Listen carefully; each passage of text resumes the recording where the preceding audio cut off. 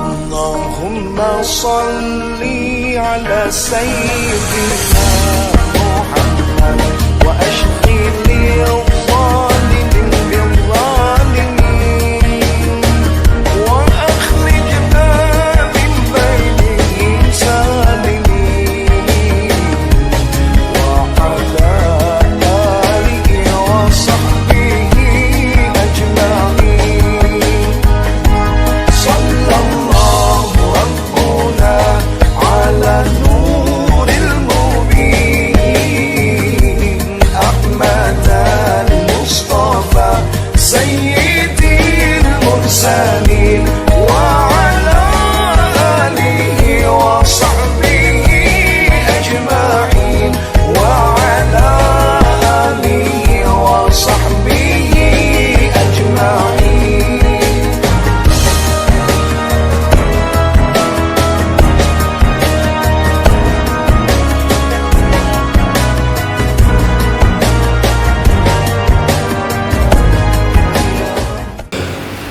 Bismillahirrahmanirrahim.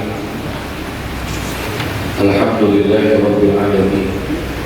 Wassalatu wassalamu ala asrafil anbiya'i wal mursalin sayyidina wa habibina wa syafi'ina wa maulana Muhammadin wa ala alihi wa sahbihi ajma'in.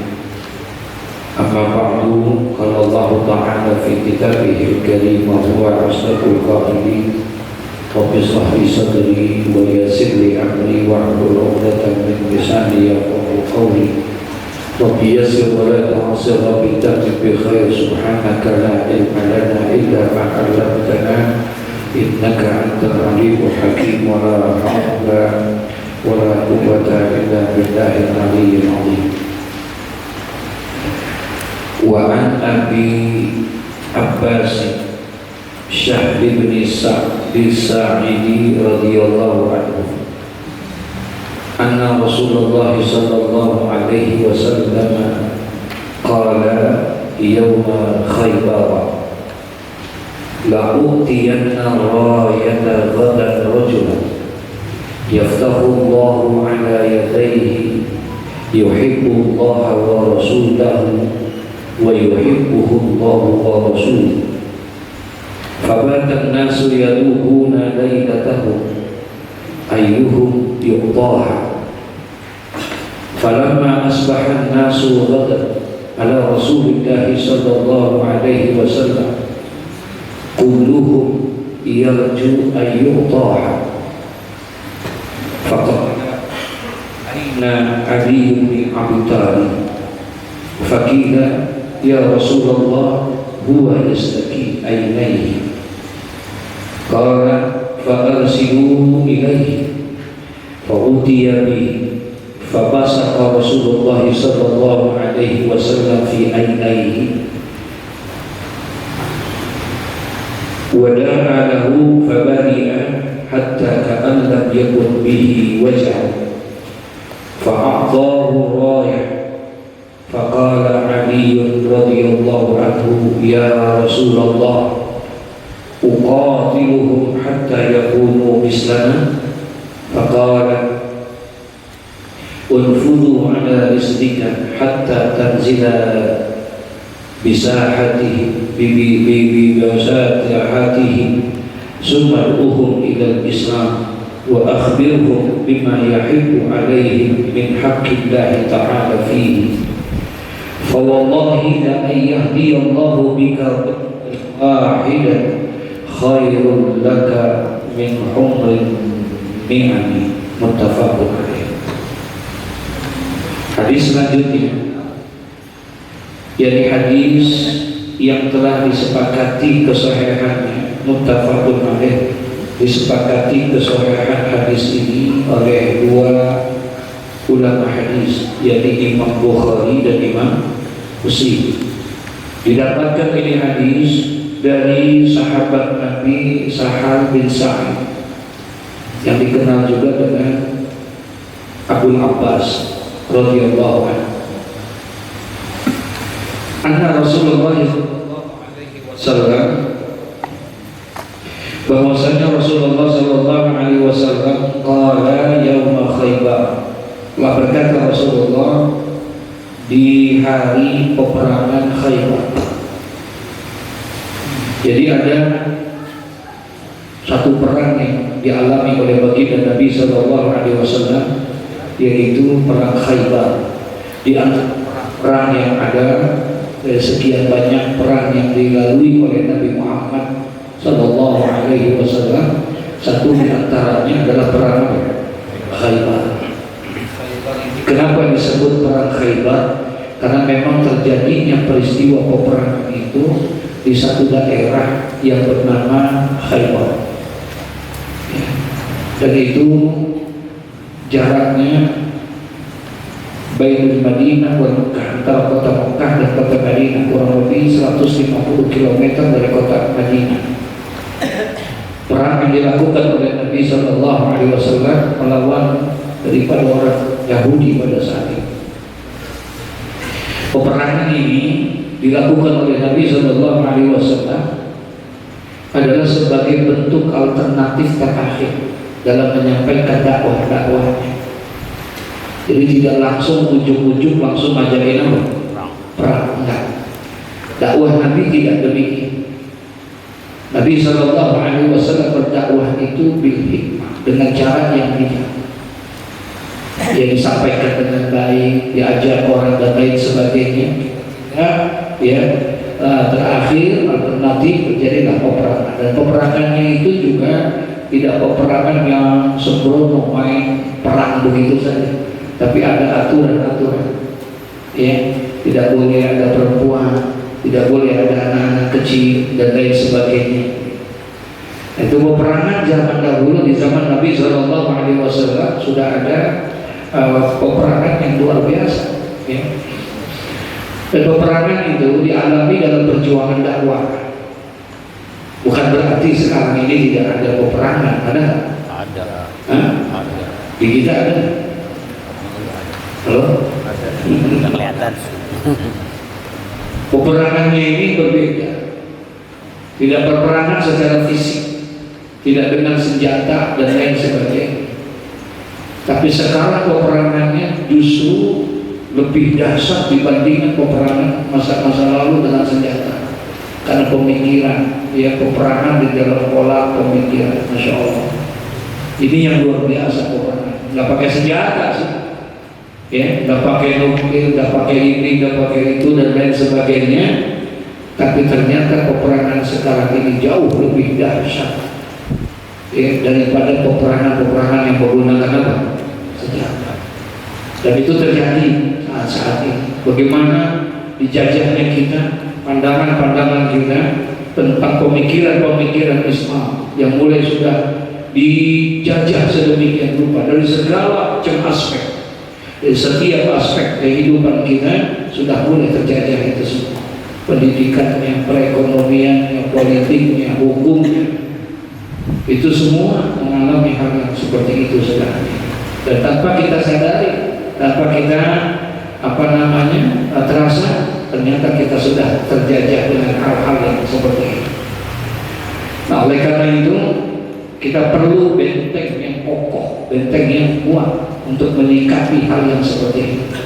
Kalau buat kita mungkin insya Allah mudah-mudahan masih bisa mempertahankan keimanan kita, dan insya Allah mudah-mudahan akhir hayat kita husnul khatimah. Tapi yang perlu diperhatikan dengan situasi peperangan yang tanpa senjata seperti ini adalah bagaimana generasi-generasi kita selanjutnya. Itu yang perlu juga kita perhatikan ke depan. Apakah anak-anak kita, cucu kita, keturunan kita ke depan masih bisa dia mempertahankan iman dan Islamnya, sementara situasi begitu luar biasa, ujian dan cobaan, fitnah yang begitu luar biasa ada di hadapan kita. Sekarang aja berat ya? Sekarang berat ya? Beratnya bukan main, apalagi nanti anak-anak kita, apalagi nanti generasi-generasi yang akan datang, jauh lebih berat itu semua. Bentengi dari saat ini. Dan tidak ada benteng itu kecuali adalah banyaknya kita duduk di majlis-majlis yang seperti ini. Ini benteng luar biasa buat kita, insya Allah. Gak ada jaminan, Nggak ada jaminan bahwa yang namanya Islam itu akan kekal di Indonesia. Ada jaminan nggak? Ada jaminannya nggak? Tidak ada satu ayat pun dalam Al-Quran yang menyatakan bahwa Islam akan kekal di Indonesia. Tidak ada satu hadis pun di dalam hadis-hadis Nabi Muhammad yang mengatakan bahwa Islam akan kekal di Jakarta. Tidak. Terlalu banyak sudah sejarah mencatat betapa bendera keislaman pernah berjaya di negeri sana, jauh dari negeri kita, di Eropa sana berkibar penuh dengan kejayaan Islam. Tapi sekarang ternyata hilang itu semua. Masya Allah. Kejadian di sana tidak menutup kemungkinan akan terjadi juga di negara kita. Bisa jadi kalau seandainya kita tidak menjaga, tahankan keimanan kita. Subhanallah. Ini yang perlu kita, yang kita perlu juga. Masya Allah.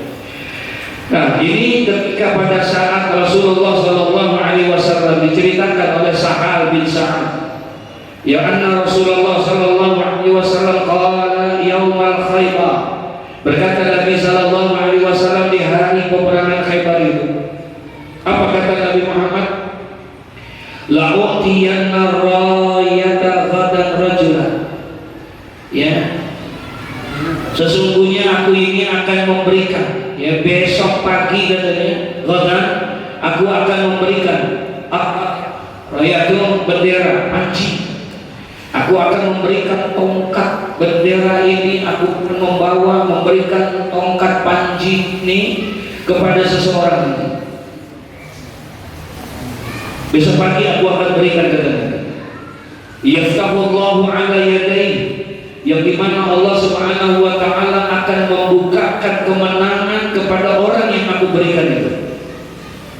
Besok Nabi ngomongin, besok pagi aku akan memberikan bendera yang panji ini, tongkat estafet peperangan ini aku akan berikan kepada seseorang laki-laki yang dimana seseorang ini yaftahullahu ala yadayhi, yang dimana Allah Subhanahu wa ta'ala akan membukakan kemenangan dengan perjuangan dari kepemimpinan daripada orang laki-laki.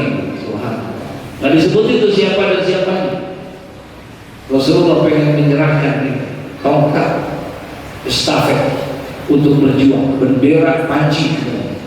Berarti kalau begitu sebuah penghargaan, penghormatan Rasulullah akan berikan itu kepada seseorang. Dan menurut Rasulullah, seseorang ini nanti Allah akan bukakan kepada orang ini kemenangan daripada perjuangan dan peperangan yang dipimpin oleh orang yang aku berikan itu. Subhanallah. Siapa dia itu? Yaitu yuhibbullah wa rasulah. Rasulullah tidak sembarangan memberikan panci itu. Rasulullah tidak memberikan sembarangan bendera perjuangan itu. Diberikannya kepada seseorang karena Rasulullah yakin Allah akan berikan kemenangan, Allah akan bukakan kemenangan kepada orang tersebut. Siapa orang itu? Yuhibbullah wa rasulah. Orang itu mencintai Allah dan mencintai Rasulnya. Itu syarat yang pertama. Aku tidak akan berikan ini panji bendera perjuangan ini kecuali kepada seseorang yang dia mencintai Allah dan juga mencintai Rasul. Jadi gak sengaja dikasih, tapi dipilih oleh Allah, ya, oleh Rasulullah. Orang ini sudah kelihatan dari sepak rekornya itu kelihatan bahwa memang dia ini adalah orang yang mencintai Allah dan juga mencintai Rasulullah. Dilihat nggak sembarangan, nggak kayak sekarang pengen naik pak begitu cepatnya orang, ya, naik pak tuh begitu cepatnya. Yang penting masuk upeti kepada dia, bayar pada pimpinan, udah cepet dalam waktu yang singkat, udah masya Allah luar biasa, punya jabatan dan kedudukan yang luar biasa, bintang 3 sudah, ya, luar biasa semua segala macam, tanpa lagi terpilih daripada berdasarkan istikharah, berdasarkan penelitian karir dan lain sebagainya, karena memang masuk daripada itu. Akhirnya yang terjadi ya begitu, ya, yang terjadi karena memang bukan berdasarkan sebuah penilaian karir, akhirnya Ya begitu kan, ya tersangka akhirnya. Masya Allah luar biasa. Tapi Rasulullah tidak. Diumumkan oleh Rasulullah di sebuah peperangan yang luar biasa. Pada hari itu Rasulullah mengumumkan kepada para jamaahnya, para pasukan-pasukan kaum muslimin, bahwa besok aku akan memberikan tongkat perjuangan ini, bendera panji perjuangan ini kepada seseorang. Dan yang orang ini yafahullahu ala yadaihi, Allah akan bukakan pintu kemenangan daripada di tangan kedua daripada orang ini. Siapa dia? Yuhibballah wa rasulah, yaitu Allah, Rasulullah pilih. Dia adalah orang yang mencintai Allah dan juga mencintai Rasul. Jadi kelihatan track recordnya. Ternyata bukan hanya itu saja, bukan hanya karena dia mencintai Allah dan mencintai Rasulnya, wa yuhibbuhullah wa rasulah, tapi dia juga dicintai oleh Allah dan dicintai oleh Rasulnya. Bukan hanya dia yang mencintai Allah, bukan hanya dia yang mencintai Rasulullah, tapi ternyata kata Rasulullah, dia pun dicintai oleh Allah dan juga dicintai oleh Rasul. Berarti kira-kira kriteria orang ini baik apa jelek? Baik apa jelek? Nggak sembarangan pemilihannya. Ya, Rasulullah SAW pandangannya luar biasa. Jangan lagi Rasulullah, pandangan para ulama, orang-orang yang saleh, orang-orang yang sampai-sampai kata Nabi bilang apa? Ittaqu firasatal mu'min fa innahu la yanzuru illa bi nurillah. Kata Nabi Muhammad, ittaqu firasatal mu'min, takutlah kamu sekalian, hati-hatilah kamu sekalian dengan pandangannya orang-orang yang beriman, dengan pandangannya orang-orang yang saleh, dengan pandangannya orang-orang yang adil. Takutlah kamu dengan pandangan mereka.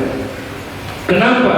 Fa innahu la yanzuru illa bi nurillah, karena mereka semua tidak menyampaikan sesuatu, tidak memberikan arahan dan pandangan kecuali adalah datangnya dari Allah Subhanahu wa taala.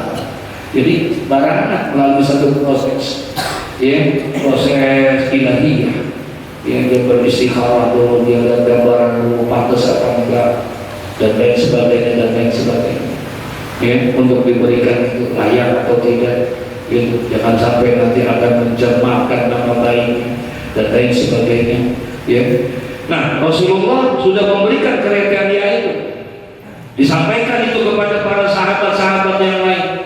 Fabatan nas yadukuna lailatahum, sehingga akhirnya ketika datang waktu malam itu, setelah disampaikan habis seperti ini, kemudian Nabi sampaikan, besok pagi saya mau serahin sama orang bendera berjuang.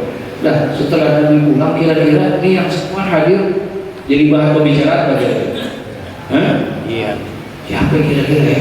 Siapa ya? Lu kali gua kali dia begitu tuh, jadi bahan pembicaraan. Nah, sampai akhirnya katanya di situ, fabatan nas yadukuna lailatahum, malam itu semua sahabat membicarakan tentang itu semua. Siapa kira-kira laki-laki ini? Siapa laki-laki yang sudah mendapatkan itu semua? Mendapatkan tongkat perjuangan langsung dari Nabi, membawa bendera panji kebesaran untuk berjuang. Dia adalah orang yang dicintai oleh Allah dan dicintai oleh Rasulnya, dan dia mencintai Allah dan mencintai Rasulnya. Jadi pembicaraan hangat malam itu semua. Kira-kira ayyuhum yuqtaha, ya, siapakah yang di antara mereka itu yang akan diberikan itu panci tersebut. Falamma asbahan nasu, maka tatkala paginya ini, datang nih pagi-pagi. Ketika waktu pagi itu, qadau ala Rasulillah sallallahu alaihi wasallam, maka mendatangilah mereka kepada Rasulullah. Kumpul lagi mereka semua bersama dengan Rasulullah sallallahu alaihi wasallam waktu pagi ini, dengan hati yang apa? Debat-debat, siapa kira-kira semuanya itu. Kulluhum yarju an yuqaha. Subhanallah. Semua sahabat yang pada saat itu yarju, mereka berharap sekali sekali, jangan-jangan dia yang bisa mendapatkan. Karena mendapatkan itu penghormatan luar, penghormatan luar biasa. Sampai-sampai kata Nabi Sallallahu Alaihi Wasallam, kulluhum yarju ayyuqaha. Semuanya sahabat itu berharap supaya mereka yang mendapatkan daripada percayaan untuk memimpin peperangan itu. Tiba Rasulullah berkata, faqala, kemudian Rasulullah Sallallahu Alaihi Wasallam ngomong di hadapan sahabat. Apa kata Rasulullah? Aina Ali bin Abi Thalib? Di manakah itu Ali bin Abi Thalib? Yang dicari siapa? Ali bin Abi Thalib radhiyallahu ta'ala radhiyallahu anhu. Dicari sama Nabi Muhammad sallallahu alaihi wasallam, aina Ali bin Abi Thalib? Fakila, kemudian berkata itu para sahabat. Apa kata sahabat? Ya Rasulullah, huwa yastaqi ainaihi. Ya Rasul, mohon maaf, Ali bin Abi Thalib nggak ada, lagi sakit mata. Yastaqi ainaihi, dia lagi sakit matanya, jadi dia nggak bisa datang ke sini. Semua bilang begitu. Nabi nyari Ali bin Abi Thalib, sementara Ali bin Abi Thalib nggak ada segala macam. Ada yang menunggu, yang nggak ada dicari. Gua kayak gitu. Ya, semuanya berharap sekali ingin mendapatkan itu penghormatan yang luar biasa, memimpin peperangan Khaybar dengan orang-orang budiman saat itu. Ya, dengan jumlah kapasitas yang berbeda antara orang Yahudi dengan orang ini, sahabat luar biasa. Kalau udah berkata berjuang di jalan Allah untuk membela agama Allah, ketika dia pamit dengan keluarganya, bukan pamit minta didoakan, ini mereka pamit bukan mau kembali lagi, pamit doakan saya biar bisa berjuang. Ya, jangan berharap dia akan bisa kembali lagi. Kalau kembali lagi itu takdir Allah, berarti kita serang. Kalau enggak, jangan dipikirin. Begitu kira-kira kalau para sahabat udah siap rela jiwa raganya, kalau udah berjuang di jalan Allah, udah rela semuanya, dia tinggalkan itu semua.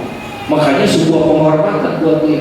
Mereka berpikir dia, ternyata Nabi yang dicari Nabi siapa?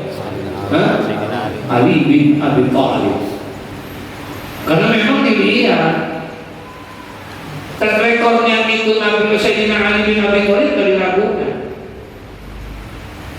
Satu-satunya sahabat Nabi yang mendapatkan julukan karamallahu wajhahnya Nabi Sayyidina Ali bin Abi Thalib. Bukan hanya sekedar dia memang dari sejak kecil itu Sayyidina Ali bin Abi Thalib itu langsung bersama dengan Nabi Muhammad SAW. Satu-satunya sahabat yang tidak pernah menyembah berhala ya Ali bin Abi Thalib. Allah jaga Ali bin Abi Thalib. Dan Ali bin Abi Thalib karena beliau itu lahir dalam satu riwayat, beliau lahirnya ada di dalam Ka'bah. Di dalam Ka'bah itu Sayyidina Ali bin Abi Thalib dimuliakan oleh Allah. Padahal kalau bicara bapaknya adalah orang yang biasa-biasa saja, Abi Thalib, yang pamannya Nabi Muhammad Sallallahu Alaihi Wasallam. Tapi ternyata begitu luar biasa Ali bin Abi Thalib, yang dari remajanya, dari semuanya segala macam. Bahkan satu-satunya yang berani untuk menggantikan posisi Nabi, padahal resikonya pada saat itu adalah kematian, adalah Ali bin Abi Thalib. Ketika Rasulullah ingin hijrah, meninggalkan dari rumahnya, dikejar-kejar oleh orang kafir Quraisy, pengen dibunuh oleh orang kafir di rumahnya Nabi Muhammad. Ternyata Nabi Muhammad pergi dan diperintahkan Ali bin Abi Thalib untuk tidur di kasurnya siapa? Nabi Muhammad, ya, di kasurnya Rasulullah. Padahal resikonya di situ pada saat itu mati, pasti akan dibunuh.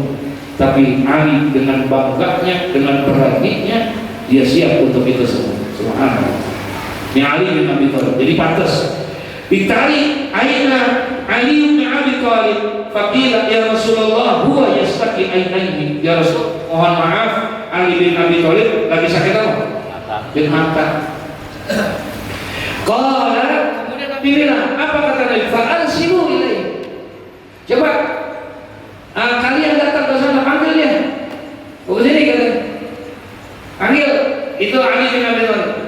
Fa'utiya bihi, maka didatangkanlah itu Ali bin Abi Thalib, ya, walaupun sakit apa?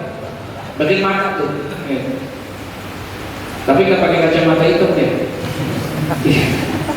Fa'utiya bihi, maka didatangkanlah itu ya Sayyidina Ali kepada Rasulullah sallallahu alaihi wasallam. Dibawa Rasulullah ini Ali, datanglah tuh Ali, apa?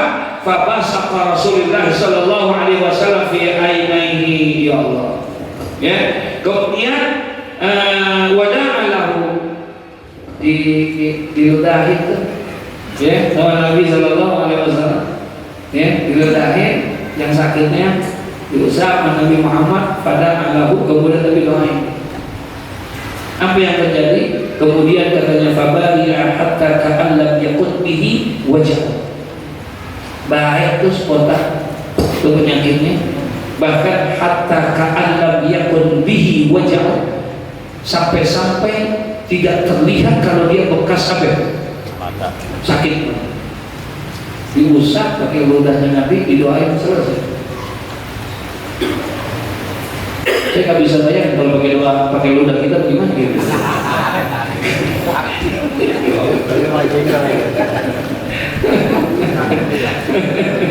Allah dari ujung rambut sampai ujung kaki, fisiknya Nabi semuanya mulia. Ya, semuanya mulia. Dari ujung lahiriah maupun batiniah Nabi semuanya mulia.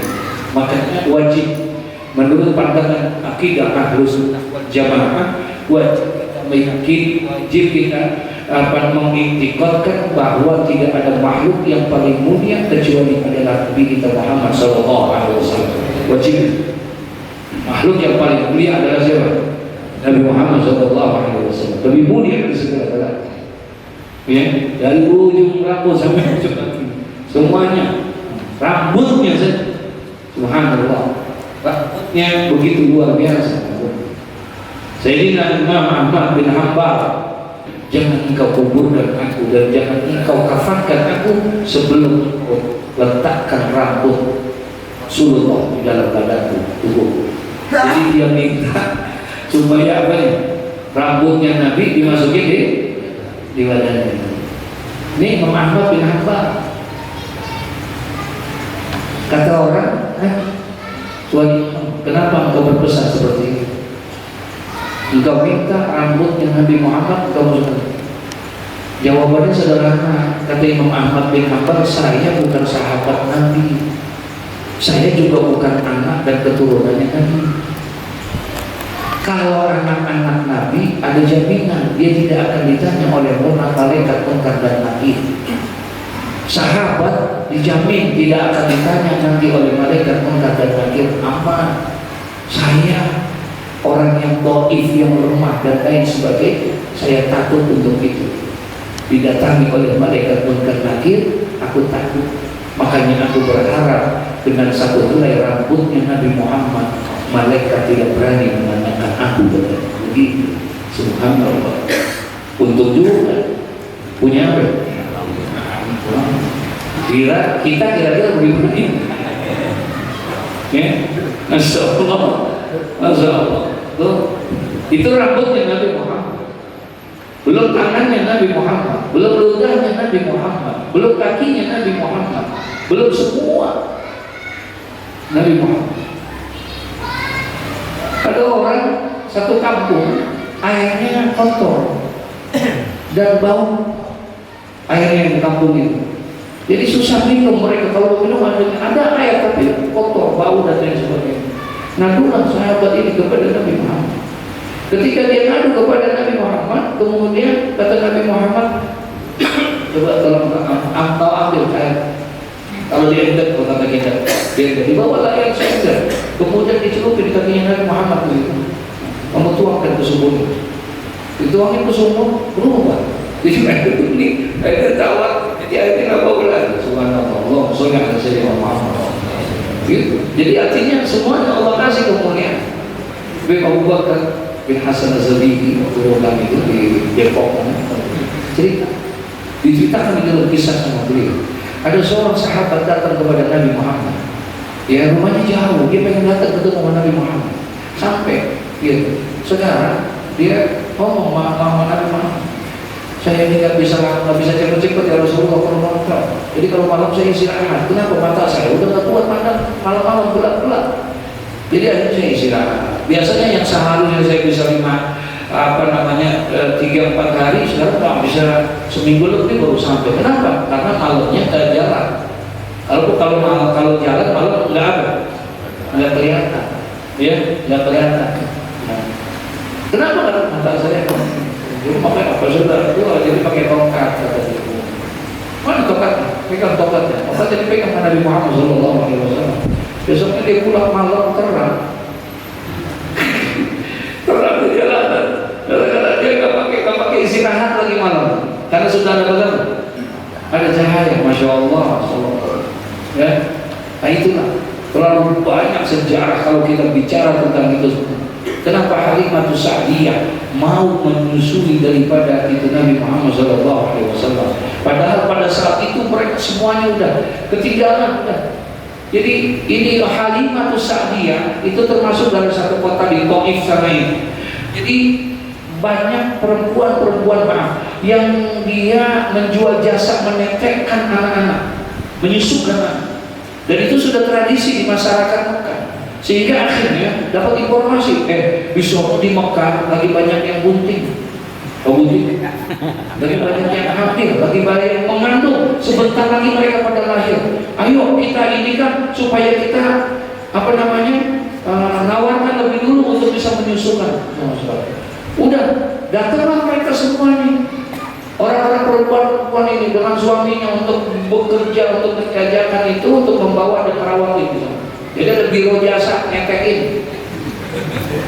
Nah itu semuanya termasuk di antaranya Halimah.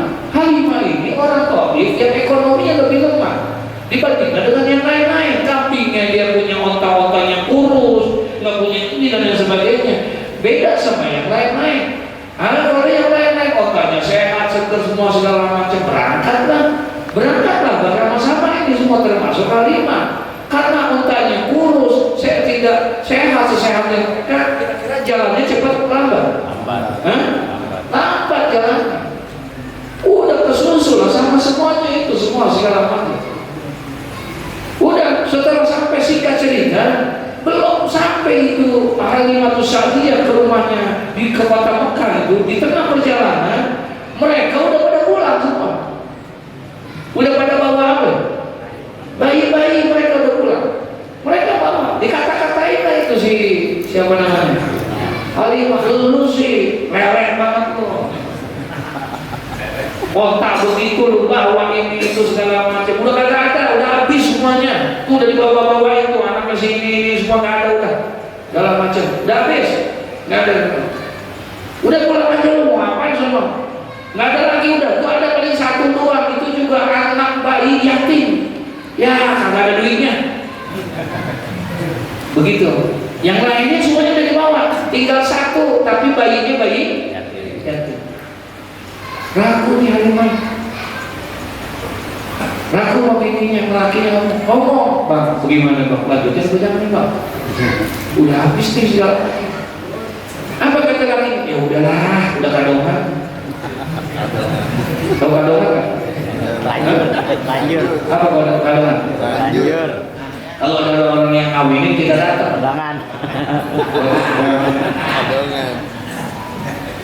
Kata lakinya ya udah kadongan lah, udah apa-apa udah. Ya udah. Datanglah dia ke sana. Cari sampai di Mekah. Cari apa benar di sini masih ada bayi yang belum didirikan? Ada. Mana bayinya yatim? Gitu. Di mana rumahnya sana? Datangin rumah Halimah. Sampai di situ. Assalamualaikum, waalaikumsalam. Bener ada bayi? Iya. Ya, saya nggak punya duit buat bayarnya. Kalau kita begitu kan. Tapi bener ada bayinya? Ada. Boleh nggak saya lihat? Kata Halimah. Ada, boleh tuh. Lihat. Bawa masuk ke dalam. Lihat sekarang. Apa kata Halimah? Bang, yang begini kalau nggak dibayar saya siap. Saya kalau lihat aja saya jatuh cinta sama dia. Tuh, lihat wajahnya Nabi Muhammad. Kalau yang bayi yang model begini, Bang, nggak pakai dibayar, saya siap. saya akan curahkan semuanya buat bayi ini. Masih bayi udah bisa hal yang seperti itu. Bahkan ada satu riwayat mengatakan Aminah punya teman namanya Khadijah. Aminah ibunya Nabi punya teman namanya Khadijah. Khadijah itu jadi istrinya Nabi Muhammad. Jadi berteman nikmatnya. Makanya kan jarak antara Nabi dengan Khadijah jauh kan? Jauh, 15 tahun. Nabi umur 25, Khadijah 40. Jauh. Jadi waktu lagi Aminah ngelahirin, dia datang. Dia datang, yang namanya teman ngelahirin datang. Dia datang, ya ini, lu udah lahir, udah mana anakku? Iya, gitu. Ya, apa kata Khadijah? Mudah-mudahan laki gua kayak begini. Ya. Jatuh cinta, semua orang yang lihat dari lama pasti jatuh cinta, termasuk Halimah. Kata Halimah, nggak apa-apa, udah bikin MOU perjanjian, pulang. Dibawa lagi. Pada saat dinaikin itu, Nabi Muhammad di otaknya Halimah yang kurus itu, Allah sudah bisa menunjukkan tentang kelebihan yang ada pada diri Nabi Muhammad. Itu otak luar biasa, jadi seger, jadi sehat, jalan segitu kencengnya jalan, yang tadi udah pulang kesusul. Di situ Halimah sudah mempunyai sebuah keyakinan, ini bukan bayi biasa, ini bukan bayi biasa.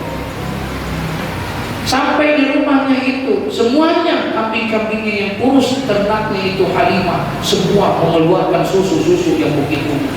Makmurlah hidupnya itu Halimah Sa'diyah, karena di situ ada Nabi Muhammad. Jadi begitulah Nabi Muhammad, belum lahir aja sudah memberikan begitu. Di waktu bayinya begitu juga semuanya.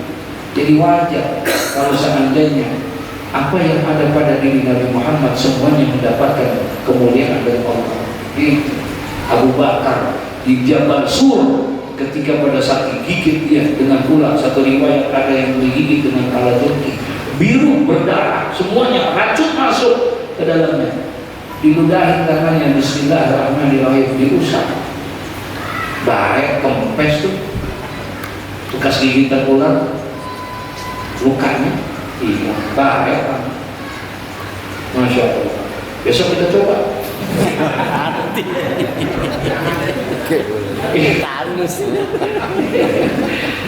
Kenapa demikian? Apa nggak bisa? Bisa. Bisa. Kalau Allah mau, nggak ada yang nggak bisa. Innama amruhu idza arada syai'an ay yaqula lahu kun. Allah bisa berikan, bukan hanya kepada Nabi Muhammad, kepada siapapun yang dicintai oleh Allah. Bisa tidak? Bisa Allah kasih, bisa Allah lakuin semua. Ya. Nah, di sini kisahnya, ketika pada saat Rasulullah tanya, kata Rasulullah, Aina Ali ibn Abi Thalib? Mana Ali bin Abi Thalib? Ya Rasulullah, huwa yastaki. Dia sakit ya Rasulullah. Sakit mata dia. Panggil kata Nabi Muhammad, ada kali antara kalian untuk bisa mengambil dia ke sini, bawa dia ke sini. Kemudian didatangkanlah dia, itu Abi Thalib. Fabasaqa Rasulullah sallallahu alaihi wasallam fi ainaihi wa da'a lahu fabariya. Ya, kemudian didoakan oleh Nabi, diludahi oleh Nabi, kemudian fabariya, lalu sembuhlah dia hatta ka'allam yakun bihi waja'un, sampai tidak terlihat sedikit pun seakan-akan dia tidak pernah sakit apa? Fa'atahu rayatan. Ketika udah kelihatan sembuh, udah sehat, fa'atahu rayatan. Maka Nabi pun memberikan apa? Bendera. Diberikan ke pancinya. Ternyata yang diberikan itu, laki-laki itu adalah Ali bin Abi Thalib.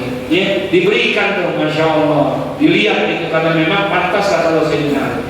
Nah, mendapatkan itu tongkat estafet untuk berjuang bendera panji itu, faqala Ali radhiyallahu anhu, Kemudian berkata dia, Sayyidina Ali, apa katanya? Ya Rasulullah, uqatiluhum hatta yakunu mislana. Ya Rasulullah, mohon maaf, uqatiluhum, apakah aku harus memperangi mereka semua itu hatta yakunu mislana, sampai akhirnya mereka itu harus masuk seperti keadaan seperti kami berislam ini? Apakah harus aku perangi dulu mereka itu? Kata dan maaf, apakah dengan cara itu? Apakah aku harus perangi itu ya Rasulullah? Faqala Rasulullah bilang, wanfuz ala rislika hatta tanzila, ya, di masahatihim. Masya Allah, kata Rasulullah, tenanglah, lakukanlah itu kamu dengan tenang, ya, jangan pakai kekerasan, ya, sampai kamu itu kepada daerah mereka. Kemudian ya, kalau sudah datanglah kamu sombong dengan pakai kekerasan, jangan pakai cara-cara yang tidak pantas. Datanglah kamu dengan baik, dengan tenang ke kampung mereka, ke tempat mereka. Kemudian apa? Kalau kamu sudah sampai mereka, ya, kepada mereka, sunnah kuduhum ilal Islam. Kemudian ajaklah mereka itu kepada Islam, sampaikan ya kepada mereka tentang Islam, ajak mereka kepada Islam. Wa akhbirhum bima yajibu alaihim min haqqillah ta'ala fihi. Terangi tentang Islam, terangi kepada kamu tentang la ilaha illallah Muhammadur Rasulullah. Terangi kepada mereka bagaimana hak-hak mereka kepada Allah Subhanahu wa taala, yakni kewajiban-kewajiban yang ada bagi seorang muslim. Kerjakan itu. Fa wallahi, kata Nabi, fa wallahi la ayyahdiyallahu bika rajulan wahidan, ya, maka demi Allah, seandainya Allah memberikan petunjuk kepada seseorang dengan sebab ajakan engkau itu, khairul laka, maka itu lebih baik bagi dirimu daripada apa? Umrin ni'ami, daripada engkau mendapatkan daripada hewan ternak yang bagus-bagus, ya, daripada kamu mendapatkan harta perang itu berupa itu, jauh lebih baik ketika kamu bisa ajak mereka dengan ajakan yang baik, yang bijaksana, mereka bisa masuk, itulah yang jauh lebih terbaik buat. Artinya dakwahnya nggak usah pakai apa? Kekerasan, ajaklah dengan kebaikan, ya.